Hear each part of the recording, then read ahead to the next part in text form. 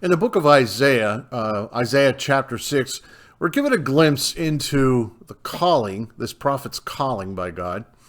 Isaiah seems, if you've never read this before, you should read Isaiah 6, especially the first 8 verses. But Isaiah 6:8, the prophet seems a little bit too eager to be available. God says in this calling of Isaiah, God says, "Okay, I've got a task here. Do I have any volunteers?" And Isaiah's like, "Oh, pick me, pick me." Whom shall I send? Here I am, Lord, says Isaiah. What an enthusiastic willingness to be available, right?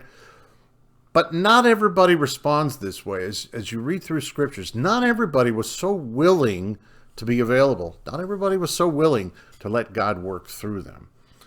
So I want to take a look at 5 examples of of individuals and the excuses they made why they couldn't do God's will. So we're going to take a look at that in just a moment. My name is Pastor Greg, and you're watching Transforming the World.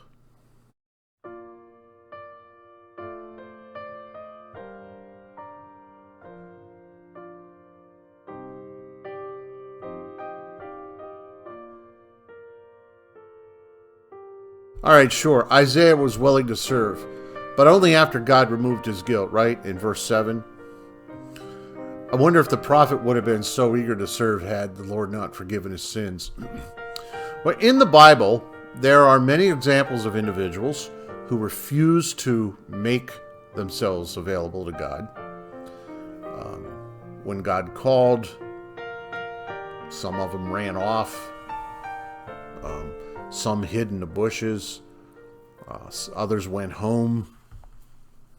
In each case, there was something in their life that they used as an excuse or a reason for their unavailability. It's like, Lord, I can't do this. I just can't, and here's why. In Genesis chapter 3, 9 and 10, Adam made himself unavailable because he recognized his sin. God comes walking, and where's Adam? He's hiding in the bushes. He recognized his sin, and it's like, I'm not available to you, God, because of my sin. In Exodus chapter 4, 1 through 17, Moses rejects God's calling at first. At first he did. But it's interesting, in the calling of Moses in Exodus chapter 4, Moses makes all kinds of excuses as to why he's not qualified, why he's unprepared, why he's not the right person for the task that God had given him. So, Moses comes along and says, my giftedness doesn't lie in that area, Lord, so you got the wrong person.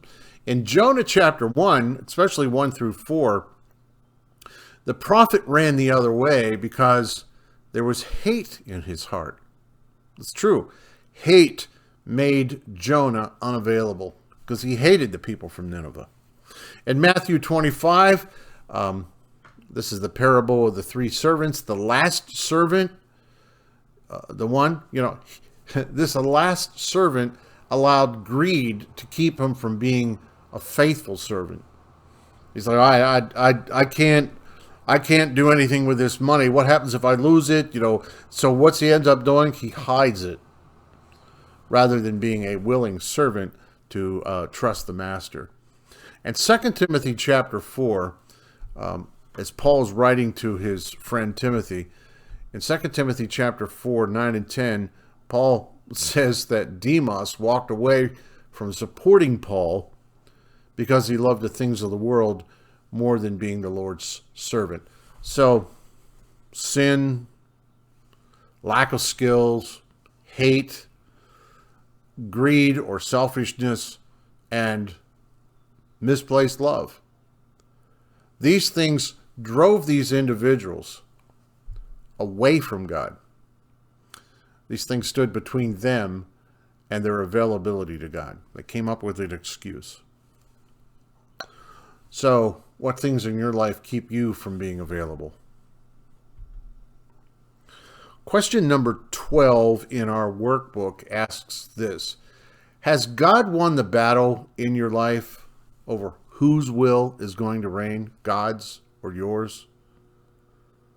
I'll be honest, that's a great question. It's a question that we should not rush through, though, because if you truly are a believer in Jesus, then you will one day need to become the Lord's servant. And I can guarantee you this, that the Spirit is going to continue to chip away at your stubbornness until you surrender. It's the truth.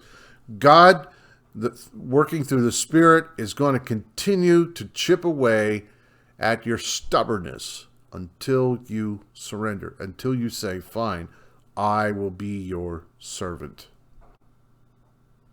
Does not my word burn like fire, says the Lord? Is it not like a mighty hammer that smashes a rock to pieces? Jeremiah 23:29. As a Christian, there will come a time in your life when the Lord is going to ask you to be his servant. I can guarantee you that. There will come a time in your life when God is going to say, are you willing to be my servant? Are you willing to go and do this? Are you willing to go and serve here? I have a task for you. I need you to go and say this. I need you to go and pray. It's going to happen to you sooner or later. That God is going to place something on you that says, be my servant. And you need to know that the Lord is not going to relent. He is going to continue to call until that stubborn heart of yours is smashed to pieces. So take my advice. Give in to the Lord's calling sooner rather than later. Everyone around you is going to thank you for giving in. I could tell you the story about my calling and how miserable I was until I surrendered. I was a bear because I was fighting with God. And in the end, God wins. He always does. He always gets his way. Sooner or later, you're going to get a calling. If it's not happened to you yet, get ready for it.